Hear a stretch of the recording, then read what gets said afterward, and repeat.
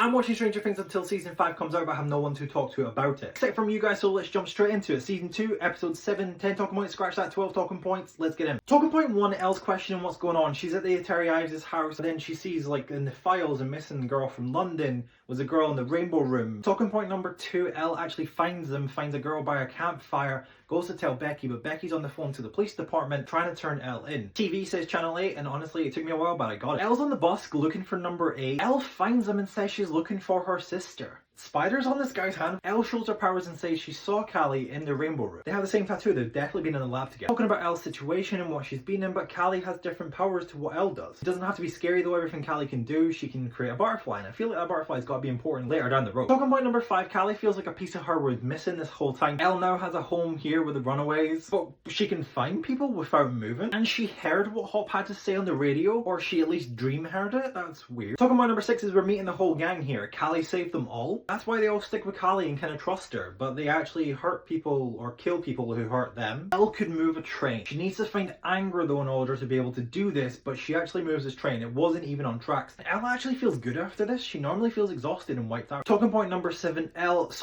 Jane has gone on the first hunt. They're going after the guy who hurt Mama with the electricity. On the route they stop at a gas station, but the guy's toilet is leaking and it's all over the place, and I guess in that moment right there, Elle proved her loyalty because she dispatched that guy, but the police are coming and they got a dart. Talking point number 8, Jane uses her powers to look in the room to see who's actually in the house. She says it's just him and no one else. Elle unlocks the doors, so I really planned on getting him before, but anyway, that's a different part. Turns off the TV, the guy's scared, they ask you to remember them, make them look like children again like they were in that room, so I guess that is actually Elle in that room. Elle's going crazy here, choking the guy out. He says he was just following orders and didn't mean to do anything. Claims that Brenner is actually alive, but Elle can find him on her own. And he has kids.